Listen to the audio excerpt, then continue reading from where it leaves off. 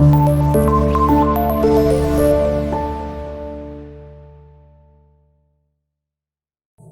वालेकुम स्टूडेंट्स, कैसे हैं आप? उम्मीद है आप लोग खैरियत से होंगे। स्टूडेंट्स, हम अपना क्लास 10th का चैप्टर 7 कर रहे हैं। आज उसका हम बड़ा इंपॉर्टेंट टॉपिक करने वाले हैं, मेजरमेंट ऑफ एनर्जी। इसमें स्टूडेंट्स हमने ये सीखना है कि जो आप आपके घर बिजली का बिल आता है उसको वो किस तरह मेजर करते हैं।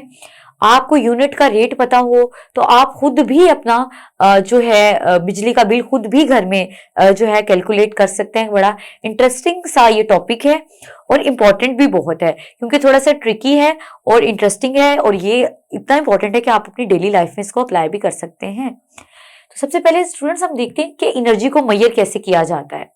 तो स्टूडेंट्स हमें पता है कि एनर्जी जो होती है, energy is the ability to do work. ठीक है, तो हम कहते हैं कि energy is the ability to do work.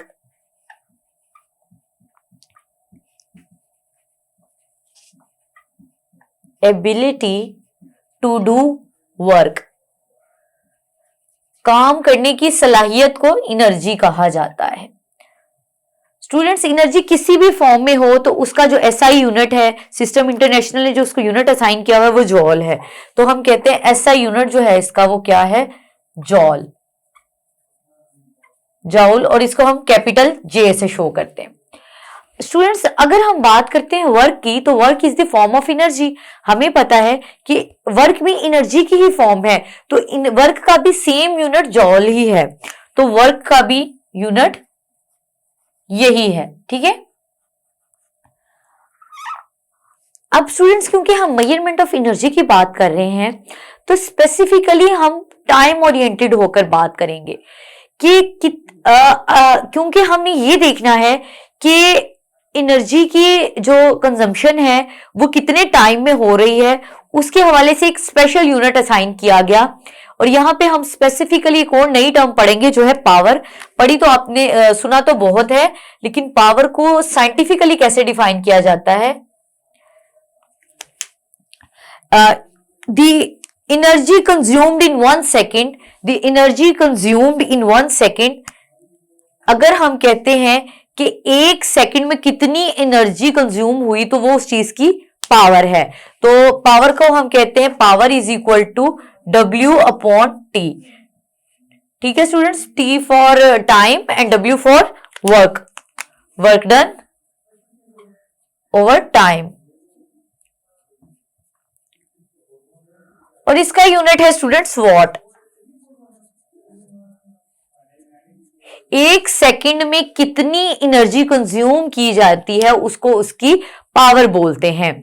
जैसे आपने कभी पढ़ा होगा बल्ब्स के ऊपर या अप्लायंसेस के ऊपर लिखा जाता है, अगर लिखा हो 100 वॉट बल्ब, तो इसका मतलब है कि ये जो बल्ब है ये 100 वॉट का, इसकी पावर 100 है। कभी आप पढ़ते हैं 200 वॉट, तो इसका मतलब है उस अप्लायंस की पावर के बारे में बता दिया जाता है। ये तो स्टूडेंट्स हमने थोड़ा सा डिस्कस किया। अब हमने इसको ना देखना ये कि हम इस सारी बातों को अपनी डेली लाइफ में, जो कि मैंने आपको बताया था आते ही, कि जो हमारा है यूज ऑफ इलेक्ट्रिकल एनर्जी, यानी कि जो यूनिट है इलेक्ट्रिकल एनर्जी के, उसमें इसको हम कैसे एप्लीकेबल बनाते हैं वो देखते हैं। तो अब हमारा जो है यूनिट ऑफ इलेक्ट्रिकल एनर्जी कैसे मेजर किया जाता है। Unit of electrical energy,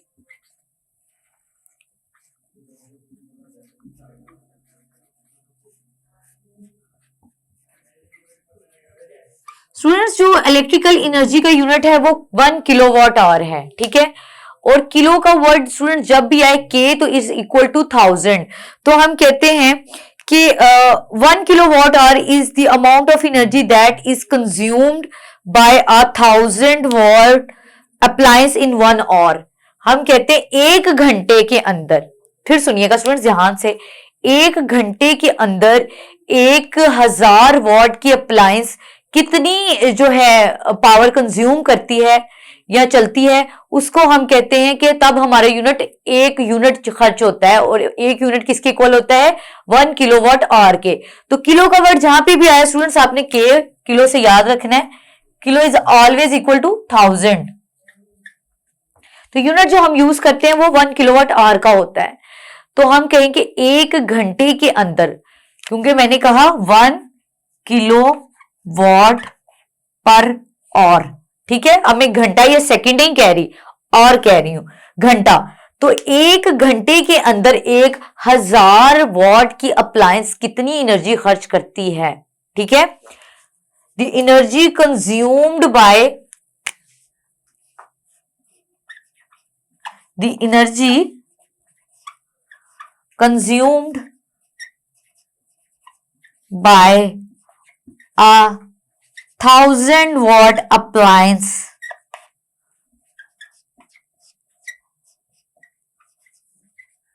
in 1 hour is called 1 kilowatt our, ठीक है। तो ये स्टूडेंट्स आपके पास किलोवाट आवर की डेफिनेशन भी आ गई।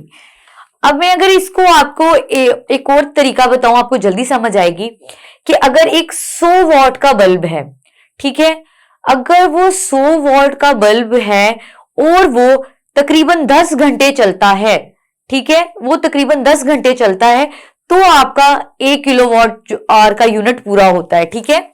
आपका अगर ये 100 वॉट का बल्ब है, ये 10 आवर्स चले लगातार, तो आपका 1 यूनिट, ठीक है, 1 यूनिट जो है किलोवाट आवर का वो कंप्लीट होता है। 200 वॉट का है तो वो 5 घंटे 5 आवर्स चलेगा, ठीक है स्टूडेंट्स। और अगर आप अपने एयर कंडीशन की बात करते हैं, जो कि आपके पास होता है तकरीबन 2500 का वॉट्स का, ठीक है, अगर ये चले 1 घंटा, ठीक है, अगर ये 1 घंटा चलता है तो आपके 2.5 यूनिट्स खर्च होते हैं, ठीक है।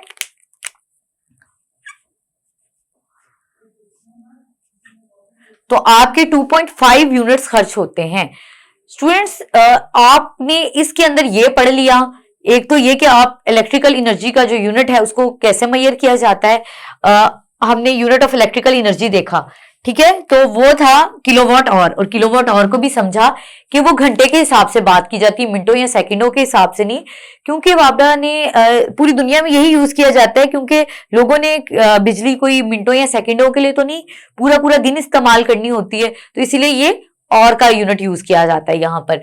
स्टूडेंट्स हमने पढ़ लिया, सबसे पहले तो हम कहाँ से कहाँ किन स्टेप्स को करते आए। सबसे पहले हमने एनर्जी को किया था कि एनर्जी जो है वो एबिलिटी है काम करने की, वहां से आए थे हम वर्क पे, और हमने इसका यूनिट स्टूडेंट्स जरूर याद करें, हर चीज का एमसीक्यू के लिए इंपॉर्टेंट है।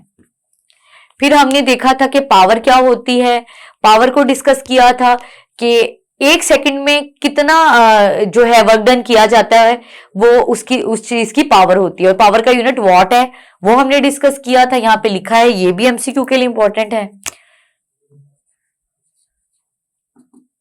और स्टूडेंट्स हमने ये देख लिया कि हमें ये पता चल गया कि अगर 100 वॉट का बल्ब है तो वो कितनी यूनिट्स खर्च कर रहा है 10 घंटे चलने पे, और 200 वॉट का बल्ब और 2500 वॉट का एयर कंडीशनर। अब स्टूडेंट्स आपने खुद भी इसको ट्राई करना है। आप इसको देखें कि अगर आपको किसी इलेक्ट्रिकल अप्लायंस की पता है पावर एग्जैक्ट कि ये इतने वॉट की है, तो आप जरा मीटर की रीडिंग चेक करके देखें कि इतने घंटे चलने पे क्या वो वाकई उतनी रीडिंग्स पूरी करती है कि नहीं। इससे आपको थोड़ा सा ये भी आइडिया होगा कि मीटर की रीडिंग कैसे पढ़ी जाती है। वो भी मैं आपको इंशाल्लाह नेक्स्ट लेक्चर में सिखाऊंगी कि हम मीटर की रीडिंग कैसे पढ़ते हैं, और आपको ये भी पता चलेगा, हम ये भी सीखेंगे कि हम अपना बिल खुद कैसे कैलकुलेट कर सकते हैं। अगर हमें पता हो कि आजकल ये रेट चल रहा है पर यूनिट, तो हम इजीली अपना बिल खुद कैलकुलेट कर सकते हैं, और अगर हम कोई एक्स्ट्रा अप्लायंस यूज कर रहे हैं तो हम ये अंदाजा लगा सकते हैं कि मैं इसको इतने घंटे चलाऊं तो मेरा जो बिल है वो रेंजेबल होगा। यहाँ पे स्टूडेंट्स ये हमारा इंपॉर्टेंट इन्फॉर्मेटिव सा टॉपिक था, इंफॉर्मेटिव भी था, और ये भी था कि ये लॉन्ग के हवाले से भी इंपॉर्टेंट है, ठीक है। तो इसको बहुत अच्छे से याद कीजिए, थोड़ा सा प्रैक्टिकल है, प्रैक्टिकल परफॉर्म करेंगे तो और अच्छा है। अपना बहुत ख्याल रखिए, अल्लाह हाफिज।